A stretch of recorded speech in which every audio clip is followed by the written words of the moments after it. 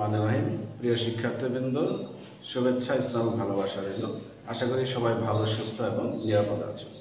আলহামদুলিল্লাহ, আমিও ভালো আছি। আজ এসএসসি পরীক্ষার্থীদের জন্য গণিত বিষয়ে আমরা ক্লাস নিব জ্যামিতি অংশে। আজকে বৃত্ত সংক্রান্ত বিষয়ে আমরা একটি সমস্যা সমাধান করার চেষ্টা করব। চলো আমরা শুরু করি। এখানে আছে, দেখো, ও কেন্দ্র বিশিষ্ট বৃত্তে কেন্দ্র থেকে এবি ও সিডি যে দুটি লম্ব দূরত্ব যথাক্রমে ওই এবং ওএফ। তথ্য অনুযায়ী চিত্রটি আঁকা।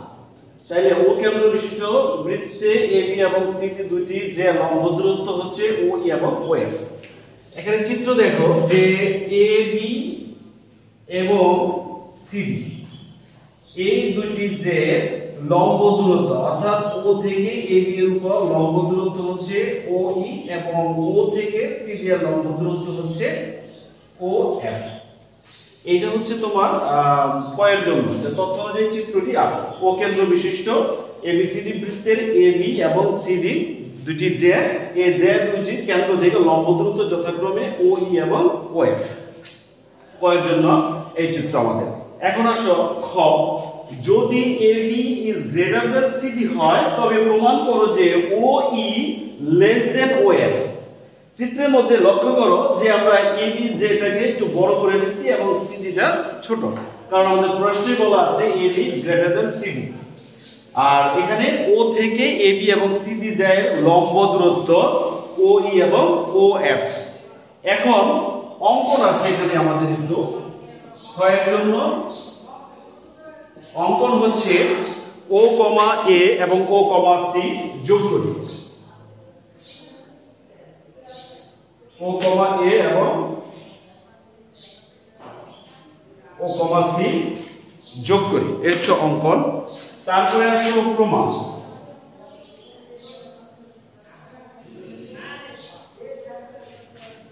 প্রমাণ দেখো যে আমরা জানি কেন্দ্র থেকে ব্যাস ভিন্ন যের উপর অঙ্কিত লম্ব ওই যাকে সমদ্বিখণ্ডিত করে।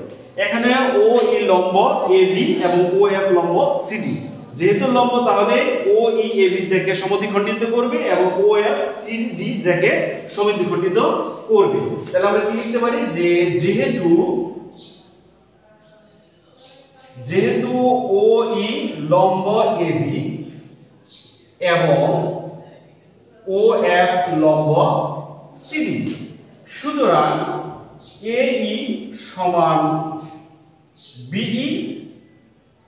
এখানে লিখতে পারি সুতরাং সিএফ সমান ডিএফ। এখানে বা একটু লেখা যায় যে বা এইটা হবে কি আমাদের, যেহেতু এই এবং বিই সমান, সুতরাং এইটা আমরা লিখতে পারি হাফ এবি। ঠিক তদ্রুপ এই জায়গায় বাদ আমরা লিখতে পারি হাফ সিডি। যেহেতু আমাদের প্রশ্নে উল্লেখ করা আছে এবি গ্রেটার দ্যান সিডি, সুতরাং আমরা লিখতে পারি যে এবি গ্রেটার দ্যান সিডি, বা উভয়পক্ষের যদি আমরা হাফ যা ভাগ গুণ করি বা দুটা ভাগ করি, তাহলে আমরা পাইতেছি হাফ সিডি। এখন যদি আমরা হাফ এবি সমান ছিল আমাদের এবি, এটা লিখতে পারি গ্রেটার দ্যান হাফ সিডির পরিবর্তে আমরা লিখতে পারি সিএফ। উভয়পক্ষকে বর্গ করলে আমরা এটা পাবো A square is greater than CF square. এই পর্যন্ত আমরা এই অংশটুকু করলাম। কি করলাম আবার একটু বলি আমি। যেহেতু ও ই লম্ব এবি এবং ও এফ লম্ব সিডি, আমরা জানি কেন্দ্র থেকে ব্যাস ভিন্ন যার উপর অঙ্কিত লম্ব সে যাকে সমদ্বিখণ্ডিত করে। এটা তোমরা সাইড নোট লিখে দিবা। যেহেতু ও ই লম্ব এবি, সুতরাং আমরা বলতে পারি যে এ ই এবং বি, অর্থাৎ কি করে অঙ্কিত লম্ব কেন্দ্র থেকে ব্যাস ভিন্ন যার উপর অঙ্কিত লম্ব এই যাকে সমদ্বিখণ্ডিত করে, ঠিক তদ্রূপ ও এফ সিডি কে সমদ্বিখণ্ডিত করে। অর্থাৎ এখানে যেহেতু লম্ব আমাদের এ ও ই লম্ব এবি, সুতরাং এ ই সমান বি, অর্থাৎ এ সমান হাফ এবি। অনুরূপভাবে সিএফ সমান ডিএফ, অর্থাৎ সিএফ সিডি এর অর্ধেক, এখানে এ ই এবি এর অর্ধেক। যেহেতু আমাদের দেওয়া আছে যে এখন AB is greater than CD, সুতরাং AB আমরা উভয়পক্ষকে যদি আমরা হাফ দিয়ে গুণ করি তাহলে আমরা পাই half AB is greater than half CD, কারণ একই সংখ্যা দিয়ে অসমতাকে গুণ বিয়োগ করলে বা গুণ ভাগ করলে মানে কোনো পরিবর্তন হবে না। সুতরাং a হাফ AB এর পরিবর্তে আমরা লিখতে পারি AE এবং হাফ CD এর পরিবর্তে লিখতে পারি আমরা CF। উভয়পক্ষকে বর্গ করলে আমরা পাইতেছি AE is greater than CF। এখন আমরা পিথাগোরাসের উপপাদ্য প্রয়োগ করব। পিথাগোরাসের উপপাদ্যটা আমাদের সবারই জানা আছে। পিথাগোরাসের উপপাদ্য হচ্ছে যে সমকোণী ত্রিভুজের ক্ষেত্রে অতিভুজ স্কয়ার সমান লম্ব স্কয়ার প্লাস ভূমি স্কয়ার। এখন আমাদের এই ত্রিভুজটা সমকোণী ত্রিভুজ, দুইটা ত্রিভুজই সমকোণী, একটা হচ্ছে ত্রিভুজ AOE এবং ত্রিভুজ COF, উভয়ই সমকোণী ত্রিভুজ।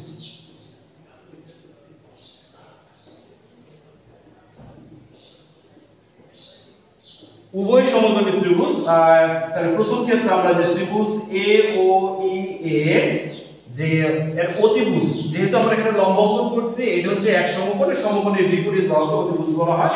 এখানে আমরা লিখতে পারি যে OA স্কয়ার অর্থাৎ অতিভুজ স্কয়ার সমান এই ত্রিভুজের জন্য। এখন দেখো যে ত্রিভুজ AOE এবং ত্রিভুজ COF এই দুইটাই সমকোণী ত্রিভুজ। সমকোণী ত্রিভুজের ক্ষেত্রে পিথাগোরাসের উপপাদ্য আমাদের জানা আছে যে অতিভুজ স্কয়ার সমান লম্ব স্কয়ার প্লাস ভূমি স্কয়ার। প্রথম AOE এই ত্রিভুজে এখানে OA হচ্ছে অতিভুজ, সুতরাং আমরা লিখতে পারি যে OA স্কয়ার সমান AE square plus OE square. একইভাবে ত্রিভুজ COF এই ত্রিভুজের অতিভুজ হচ্ছে OC, তাহলে লিখতে পারি আমরা OC স্কয়ার সমান CF square plus OF square. তাহলে এখানে আমরা কি লিখলাম? পিথাগোরাসের উপপাদ্য। তোমরা সাইড নোটে লিখে দিবা এই দুইটাই কি পিথাগোরাসের উপপাদ্য।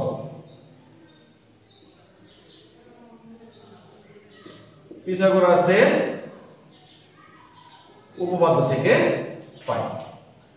এখন দেখো এই জায়গায় আমাদের OA এবং OC এই দুটো একই বৃত্তের ব্যাসার্ধ, এই জন্য এই দুটো সমান।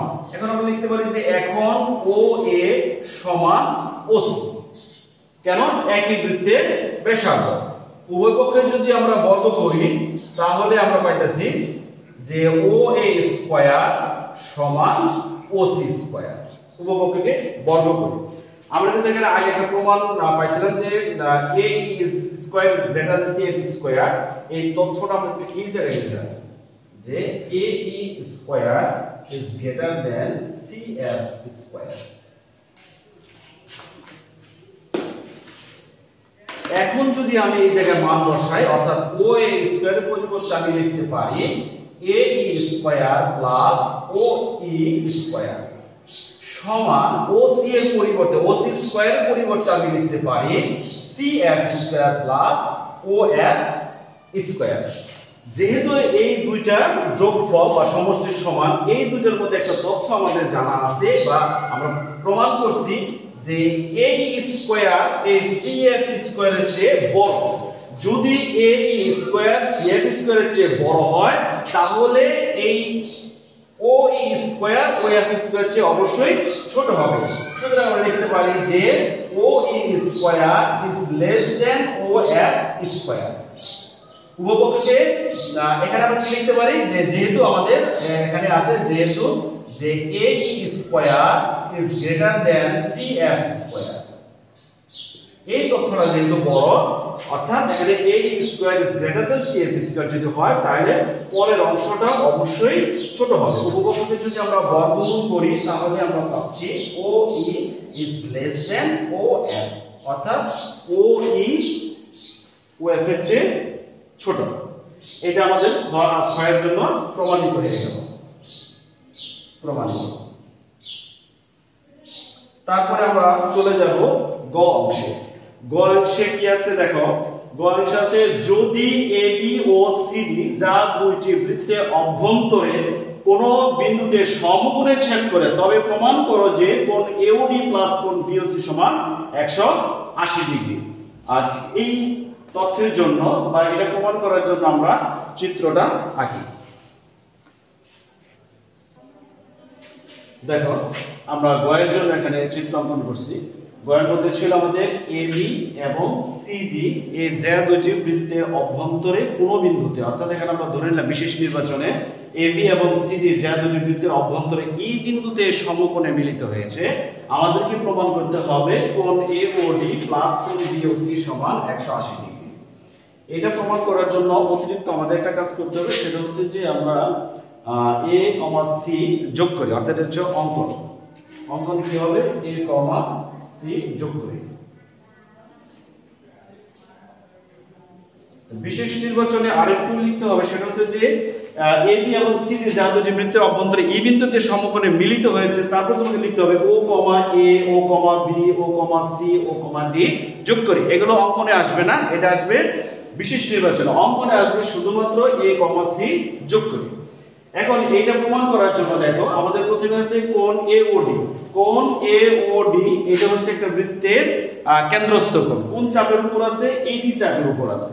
তা আমরা তথ্যটা জানি যে একই চাপের উপর দণ্ডায়মান কেন্দ্রস্থ কোণ বৃত্তস্থ কোণের দ্বিগুণ। এই তথ্যের আলোকে আমরা লিখব যে এডি চাপের উপর দণ্ডায়মান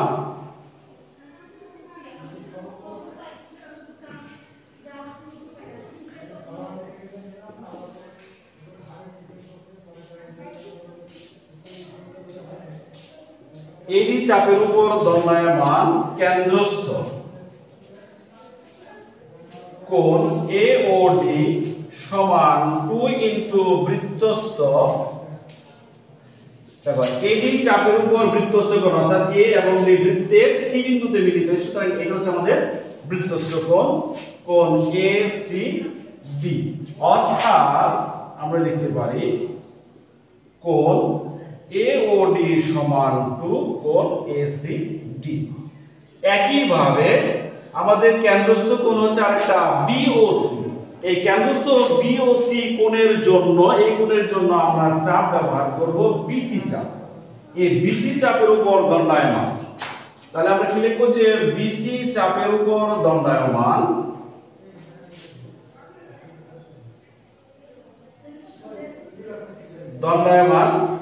কেন্দ্রস্থ কোণ বিওসি সমান 2 ইনটু বৃত্তস্থ কোণ ডিএসি। অর্থাৎ কোণ বিওসি সমান 2 কোণ ডিএসি। তাহলে তথ্যটা কি যে একই চাপের উপর দণ্ডায়মান কেন্দ্রস্থ কোণ বৃত্তস্থ কোণের দ্বিগুণ। সুতরাং আমরা যদি এই দুটোকে যোগ করি, এই দুইটা সমীকরণ যদি আমরা যোগ করি, তাহলে লিখব সুতরাং কোণ বাম পাশের সাথে বাম পাশ যোগ করব, কোণ এওডি প্লাস কোণ বিওসি সমান 2 কোণ এসিডি প্লাস 2 কোণ বিএসি।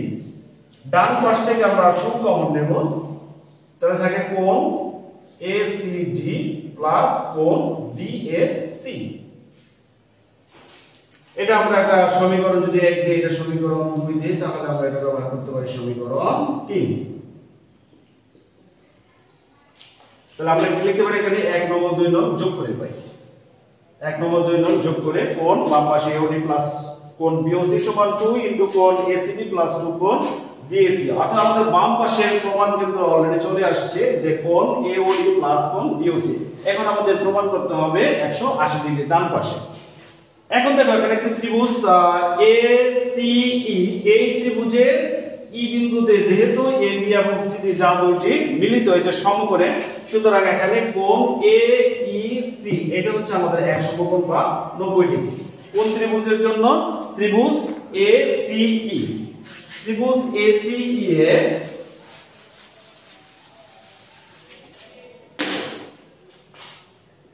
ত্রিভুজ এসিই এ কোণ এইসি সমান 90 ডিগ্রি। যেহেতু সমকোণী ত্রিভুজ একটা কোণ 90 ডিগ্রি, তাহলে বাকি যে কোণ দুইটা আছে এই কোণ এবং সি কোণ, এই দুইটা কোণ অবশ্যই 90 ডিগ্রি। কারণ আমরা জানি ত্রিভুজের তিন কোণের সমষ্টি 180 ডিগ্রি। তো 180 ডিগ্রির মধ্যে এই কোণ 90 ডিগ্রি, বাকি কোণ দুইটা 90 ডিগ্রি। তাহলে বাকি কোণ দুটো কি আছে? বাকি কোণ দুটো হচ্ছে আমাদের একটা কোণ হচ্ছে এ সি ই প্লাস আরেকটা কোণ হচ্ছে ই এ সি, এই দুটো কোণ হবে 90 ডিগ্রি। বা এখন কোণ এ সি ই, কোণ এ সি ই এটার পরিবর্তে আমি লিখতে পারি কোণ এ সি ডি। বাহুকে আমি বর্ধিত করছি কিন্তু কোণের কোনো পরিবর্তন এক্ষেত্রে হবে না। আরেকটা হচ্ছে কোণ ই এ সি, এই কোণটাকে পরিবর্তে আমি লিখতে পারি বি এ সি। তাহলে ই এ সি এর পরিবর্তে আমরা লিখতে পারি বি এ সি সমান 90 ডিগ্রি। এখন এই মানটা আমরা 3 নং সমীকরণে বসাবো, অর্থাৎ ACD প্লাস BAC এর মান 90 ডিগ্রি। এখানে আমরা 90 ডিগ্রি বসাই দেব। তাহলে আমরা 3 নং এ মান বসিয়ে পাই।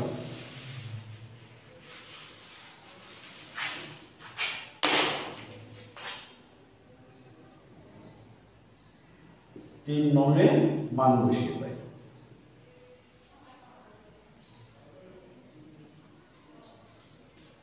তাহলে 3 নং এর বাম পাশে আছে আমাদের কোণ AOD প্লাস কোণ BOC সমান 2 ইনটু ACD প্লাস BAC, এইটার মান হইছে এখানে 90 ডিগ্রি। তাহলে 2 ইনটু 90 ইকুয়াল 180 ডিগ্রি।